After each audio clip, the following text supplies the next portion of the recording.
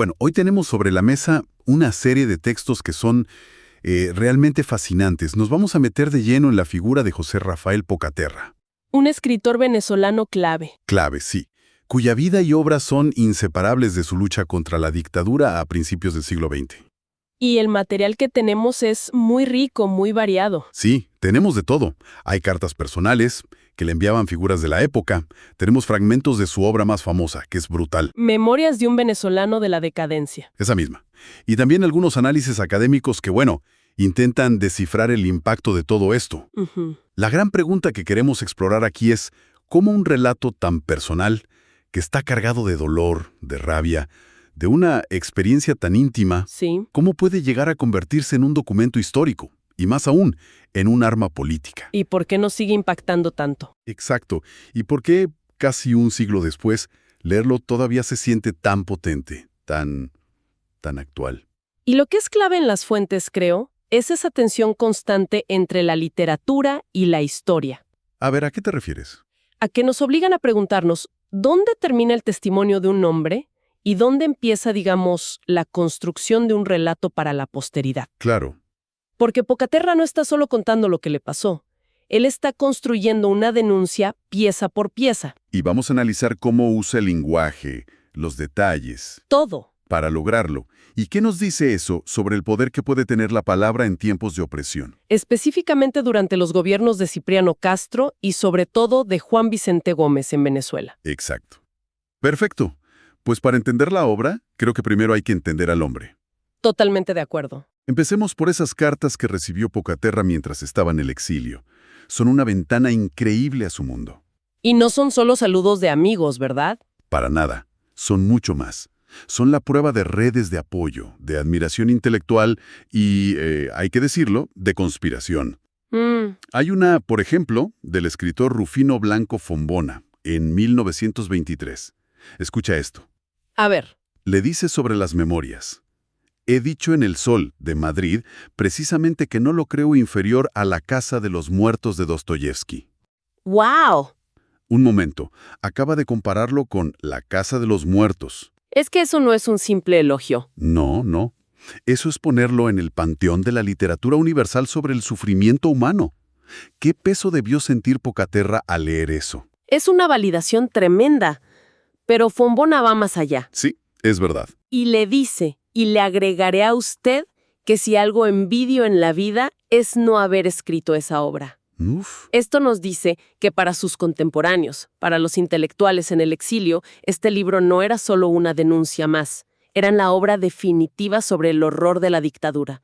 Se convirtió en un estandarte. Y no era solo él. Hay otras figuras importantes como Pedro Emilio Coll o José Gil Fortul que le escriben con un respeto enorme. Sí, No solo al escritor, sino al activista. Lo llaman un célebre luchador. Se siente el pulso de una comunidad de exiliados que, aunque dispersa, estaba unida por esta causa. sí, pero lo que es realmente revelador en esas cartas es que esa comunidad no solo compartía ideales, ¿Qué más compartía? una profunda precariedad. O sea, no eran solo discusiones filosóficas, eran pedidos desesperados de ayuda. Cierto. Hay una carta de 1927 de un amigo que le escribe desde México que es desgarradora. Le dice, Sí, la leí. quería irme al Canadá a trabajar con tu apoyo y dirección. Te suplico, pues, buscarme allá algo que hacer, en qué ganar, siquiera lo estrictamente necesario para vivir. Uf, eso le pone un rostro muy humano a la lucha política. Totalmente. No eran solo héroes conspirando, eran personas intentando sobrevivir, buscando trabajo, lejos de su hogar. Exactamente. Y a la vez, entre líneas, se ve la logística de la oposición. ¿Ah, sí? Se hablan de libros que necesitan, de contactos que hay que pasar, y se usa un lenguaje en clave. Sí, con mucha cautela. Claro, hablan de nuestros propósitos, o mencionan a personajes con seudónimos como un tal Públicola, del que dicen que tiene dinero y la decisión de gastarlo bien. O sea, estas cartas no son solo correspondencia. No. Son, en cierto modo, la infraestructura de un movimiento de resistencia que se está tejiendo a distancia. Es increíble. Pero bueno, todo ese activismo, toda esa lucha, tuvo un costo personal altísimo. Inmenso. Y para entender ese costo, tenemos que ir al corazón de los textos de hoy, los fragmentos de sus memorias. Aquí es donde la cosa se pone seria. Aquí es donde la historia se vuelve carne, donde deja de ser una idea abstracta. Totalmente. Aquí es donde Pocaterra nos sumerge en la razón de su exilio y de su lucha, su experiencia en las cárceles gomecistas. La descripción de su llegada al castillo de San Felipe en Puerto Cabello ya te prepara para lo que viene. Es brutal. Sí, la atmósfera que crea es increíble. Describe la escena nocturna y dice que la luna bañó de plata todo aquel aspecto tétrico de las cosas vulgares en la oscuridad. Fíjate qué lenguaje. No lo describe como una simple cárcel, lo pinta como un escenario gótico, casi infernal. Inmediatamente te transporta a un lugar de pesadilla. Usa un lenguaje muy visual, casi cinematográfico. No te dice, la cárcel era horrible. Te hace ver el horror en las cosas vulgares. Es verdad. Y una vez dentro, el horror se vuelve sistemático. El reglamento de la prisión es la negación de la humanidad. Sí, relata las reglas, que son absurdas y crueles. Cito, si sospechan que se les ha pasado algo, mañana les pegan 2 pares de grillos y les llenan de agua el calabozo. Es que es... O sea, el castigo es preventivo, basado en la mera sospecha. Y luego dice que el mayor crimen de un preso es haber comido o dormido. Los detalles son tan crudos, tan... viscerales. Sí, esa es la palabra, viscerales. Y eso nos lleva a lo que hace que estas memorias sean tan poderosas. Pocaterra no solo narra la violencia física, es un maestro en capturar el horror psicológico y sensorial. Sí. La degradación es constante, es el aire que se respira. Habla de las plagas y no lo hace de pasada, se detiene en ellas. Es verdad, describe todas las cucarachas del mundo, moscas que son pegajosas, susurrantes, encarnizadas. Y escolopendras horribles que caminan por el techo sobre sus cabezas mientras intentan dormir. Te hace sentir la piel de gallina. Sí. La suciedad, la invasión constante del espacio más íntimo. Porque esas plagas son una metáfora del propio régimen, ¿no crees? Totalmente. Algo asqueroso, persistente, que te invade y no te deja en paz. Y junto a esa invasión sensorial está la aniquilación del tiempo. Ah, eso es clave. Hay una escena donde un prisionero pregunta, ¿cuánto tenemos hoy y qué mes? Y la respuesta es que nadie lo sabe. Nadie. Borrar tu conexión con el calendario, con el mundo exterior, es una forma de tortura muy sofisticada. Es una manera de borrar tu identidad. Claro, te desconectan de tu propia vida. Dejas de ser una persona con un pasado y un futuro. Exacto. Y te conviertes solo en un presente de sufrimiento. Exacto. El texto no solo quiere denunciar un hecho. Quiere que quien lo lea sienta, en la medida de lo posible, el hondo malestar de una nación entera atrapada en esa prisión. Y luego está la violencia explícita. Hay una escena sobre un tipo de castigo que es imposible de olvidar. Creo que sé a cuál te refieres. Describe un prisionero con los pulgares atados a un cepo de 10 Mausers, 10 fusiles. Soportando todo el peso del metal en las falanges, partiendo la carne hasta el hueso.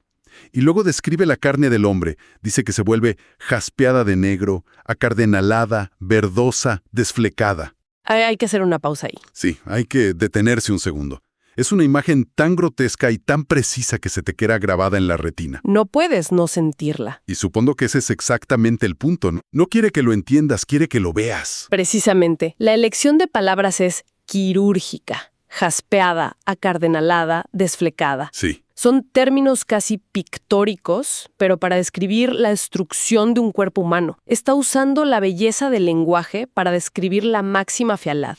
Y ese contraste... lo hace devastador. Eso es, lo hace devastador y terriblemente efectivo. Después de leer descripciones así, tan crudas, tan físicas, me queda una pregunta. A ver. ¿Cómo clasificamos un libro así? No se siente como una novela. Es demasiado real, demasiado directo. Pero tampoco es un libro de historia tradicional. Es muy personal. Y esa es la pregunta del millón. Ja. Los análisis académicos que tenemos se hacen exactamente la misma pregunta. Uno de ellos señala que la crítica ha intentado meterlo en distintas cajas. Lo han llamado novela, denuncia política, autobiografía e incluso libro de historia. Pero no encaja. No encaja perfectamente en ninguna. O sea, él está usando todas las herramientas de un periodista o un historiador. Cartas, fotos, nombres reales, fechas. Pero dentro de un libro que se siente como una novela por su calidad narrativa. Exacto. Es como si no quisiera que lo leyéramos, sino que lo creyéramos. ¿Existe un término para esto? Exacto, y diste en el clavo. Esto es precisamente lo que se conoce como literatura testimonial. Su naturaleza es híbrida. Híbrida. Sí, no te pide que suspendas tu incredulidad como en la ficción. Te exige que lo tomes como evidencia. Su objetivo principal no es la belleza estética por sí misma, sino, como dice uno de los análisis, denunciar, persuadir y combatir. Es literatura como un arma. Justo eso. Por eso tiene sentido que un crítico de la época, como se menciona en las fuentes, dijera que la prosa le parecía antiliteraria.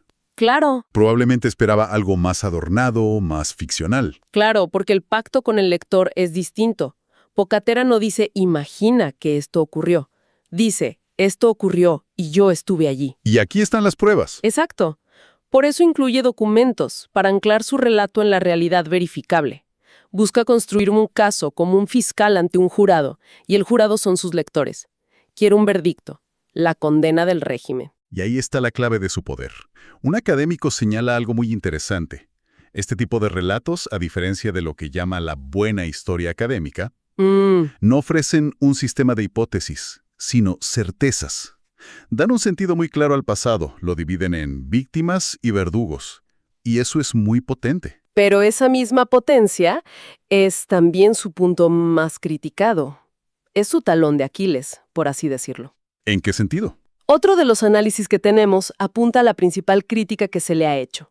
Cito: el libro peca, sin duda, al opacar hechos históricos de importancia, si Pocaterra estuvo ausente de ellos, y al agrandar otros desproporcionadamente, si Pocaterra participó en el acontecer. Entiendo. Es una historia contada en primerísima persona. Su perspectiva es, por definición, limitada y subjetiva. Claro. Lo que él no vio no existe en el libro, y lo que sí vivió quizás lo magnifica. Exactamente. No es la visión panorámica de un historiador que mira desde la distancia. Es la visión de túnel de alguien que está en la trinchera. Pero esa es su fuerza también. Esa es su fuerza y su propósito. El objetivo no es la objetividad, es, como dice otro análisis, registrar para no olvidar. Especialmente en países cuyas historias están marcadas por la violencia, por dictaduras, la memoria personal se convierte en un acto de resistencia. Resistencia contra el olvido oficial. Justamente. Y hay que ponerlo en su contexto literario también, para entender lo rompedor que fue. Por supuesto. Porque hay que entender qué tan radical era esto en ese momento. La literatura venezolana de la época estaba dominada por lo que se llama el criollismo. Ah, claro. Las grandes novelas de la tierra, como la famosísima Doña Bárbara de Rómulo Gallegos, que exploraban el gran conflicto nacional entre civilización y barbarie, pero lo situaban en los llanos, en el campo. Y de repente llega Pocaterra y cambia el escenario por completo. Lo dinamita.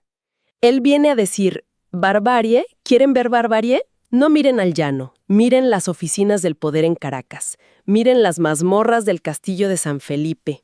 ¡Wow!